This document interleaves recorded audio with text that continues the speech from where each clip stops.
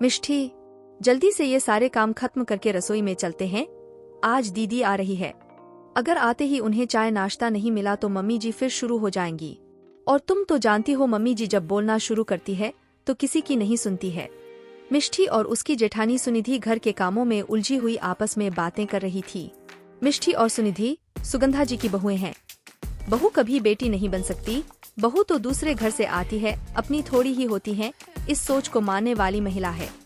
पहले सुनिधि को अकेले ही माँ बेटी के ताने झेलने पड़ते थे, लेकिन जब से मिष्टी शादी करके आई है सुनिधि को भी एक दोस्त मिल गई। दोनों की आपस में खूब बनती है और हर बात एक दूसरे से शेयर करती है। दीदी 3 बज गए हैं, चलिए पहले खाना खा लेते हैं। मुझे तो बहुत जोरों से भूख लग रही है, नहीं तो अभी सबके नाश्ते का टाइम हो जाएगा और हम लोगों का लंच डिनर में बदल जाएगा। मिष्टी ने हंसते हुए कहा तो दोनों खाना खाने के लिए रसोई में ही बैठ गई। 2-4 निवाला खाया ही था कि तभी बाहर से सुगंधा जी के चिल्लाने की आवाज आई। सुनिधि, मिष्टी, कहाँ हो तुम लोग? न जाने क्या करती रहती है दोनों। देखो सीमा और दामाद जी आए हैं। सुगंधा जी की आवाज सुनते ही मिष्टी अपने खाने की प्लेट छोड़कर उठ गई। दीदी आप अपना खाना खत्म करिए, मैं देखती हूँ। और वह उन लोगों की सेवा सत्कार में लग गई। भाभी घर में शक्कर खत्म हो गई है क्या? ये क्या फीकी सी चाय बना लाई हो? तुम्हें तो पता है ना मैं फीकी चाय नहीं पीती हूँ। अरे मेरा नहीं तो कम से कम संजय के बारे में ही सोच लेती। इस घर के दामाद है वो, क्या सोचेंगे कि ससुराल में 2-2 भाभीियों के होते हुए ढंग से 1 कप चाय भी नहीं मिलती है। सीमा ने चाय का पहला घूंट लेते ही नुक्स निकालना शुरू कर दिया। अरे बिटिया, तेरे हाथों की तो बात ही कुछ और है।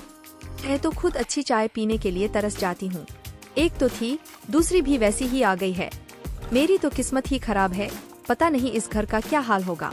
बेटी के बोलते ही सुगंधा जी को भी बोलने का मौका मिल गया और वो कहाँ पीछे रहने वाली थी व्यंग बाण छोड़ने में। मिष्टी बिना कुछ बोले रसोई में आ गई। उसे मेहमानों के सामने बोलना ठीक नहीं लगा। जाने दो मिष्टी, छोड़ो ये सब बात। इन लोगों की तो आदत है हम लोगों के काम में कमियां निकालने की। तुमने सुबह से कुछ खाया नहीं है, चलो तुम भी अब नाश्ता कर लो। मैंने हम दोनों के लिए चाय भी गर्म कर ली है, आओ बैठो इधर। मिष्टी का उतरा हुआ चेहरा देखकर सुनिधि ने नाश्ते की प्लेट मिष्टी की तरफ बढ़ाते हुए बोली, पता नहीं दीदी, जितना अच्छा करने की कोशिश करती हूँ उतना ही सब खराब हो जाता है। मैंने चाय में शक्कर ज्यादा डाला था, फिर भी सीमा दीदी को चाय में शक्कर कम लग रहा था। कम से कम जीजा जी के सामने तो हमारी बेइज्जती नहीं करनी चाहिए थी ना। मिष्टी ने उदास होते हुए कहा तो सुनिधि बोली, छोटी चाय में शक्कर कम नहीं है, चाय तो बहुत अच्छी बनी है। इन लोगों के दिलों में हमारे लिए प्यार कम है और जिससे प्यार नहीं होता उसकी हर बात खराब होती है। तुम उदास मत हो सुनिधि बहू, तुम लोगों का ये मेहमानों की तरह चाय नाश्ता हो गया हो तो रात के खाने की तैयारी करो। सुगंधा जी रसोई में सब्जियों का थैला पकड़े खड़ी थी और जैसे ही उन्होंने देखा मिष्टी और सुनिधि नाश्ता कर रही है, उनका मुंह बन गया। मम्मी जी, मिष्टी ने सुबह से कुछ नहीं खाया है, इसलिए मैंने ही बोला पहले नाश्ता कर लो, उसके बाद सब करेंगे। अरे एक समय नहीं खाया तो कुछ हो थोड़ी जाएगा। हमारे समय में तो कामों में लगे रहते थे और मेहमानों के आने पर खाने पीने की तो सुध ही नहीं रहती थी, बस उनकी सेवा में लगे रहते थे।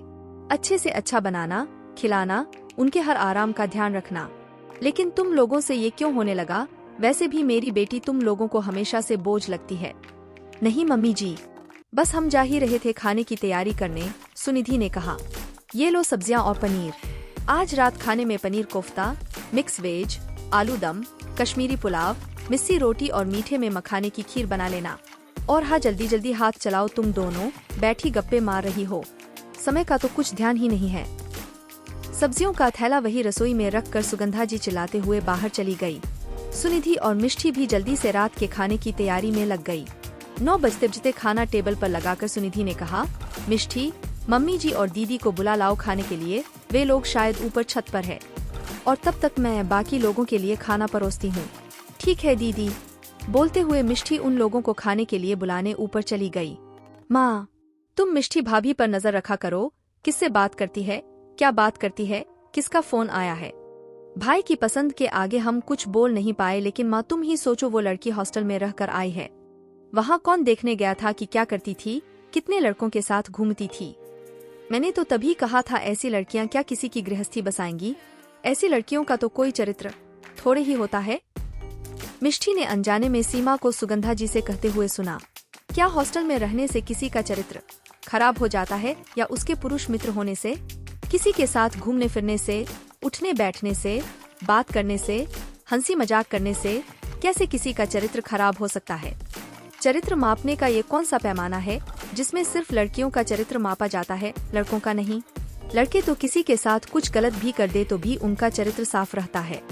दोष तो उन बेचारी लड़कियों का होता है जिसके साथ गलत भी होता है और उनको समझने की जगह लोग उन पर ही दोष लगाते हैं। लड़के भी बाहर रहकर पढ़ते हैं, नौकरी करते हैं, तो उनका चरित्र भी खराब होना चाहिए, ना सिर्फ लड़कियों का। क्यों हर बार लड़कियों को ही चरित्र प्रमाण पत्र देना पड़ता है, लड़कों को क्यों नहीं? सच कहते हैं लोग, औरत ही औरत की सबसे बड़ी दुश्मन होती है, दूसरा कोई नहीं। अचानक से मिष्टी के वहाँ आ जाने पर और उसके जवाब को सुनकर माँ बेटी हड़बड़ा सी गई। मिष्टी, ये क्या तरीका है अपनी ननद से बात करने का? तुम्हारे माँ बाप ने ये भी संस्कार नहीं दिए कि बड़ों से कैसे बात करते हैं? सुगंधा जी ने मिष्टी पर चिल्लाते हुए कहा, मेरे माता पिता ने तो बहुत अच्छे संस्कार दिए हैं मम्मी जी, लेकिन शायद आप भूल गई हैं। आपके सामने दीदी मेरी बुराई कर रही है, मुझ पर चरित्रहीन होने का आरोप लगा रही है और आप कुछ नहीं कह रही हैं। और सही कहा दीदी आपने, हॉस्टल में रहने वाली लड़कियों का तो कोई चरित्र नहीं होता, चरित्रहीन होती है। चरित्र तो सिर्फ घर में रहने वाली लड़कियों का होता है। गलती मेरी है जो मैंने आप लोगों को अपना समझा। आज मिष्टी ने पहली बार उन लोगों का विरोध किया था और ये तय कर लिया था अब से किसी की गलत बात नहीं सहन करेगी, फिर वो चाहे कोई भी हो। सुगंधा जी और सीमा वही मिष्टी की कमियां निकालते हुए बैठी रही और मिष्टी उनको छोड़ अपने कमरे में आ गई। दोस्तों, आज जहां लड़कियां हर चीज में बुलंदियों को छू रही है, वहां इस तरह की सोच कहां तक सही है? आप ही बताएं, हम कौन होते हैं किसी को चरित्र प्रमाण देने वाले?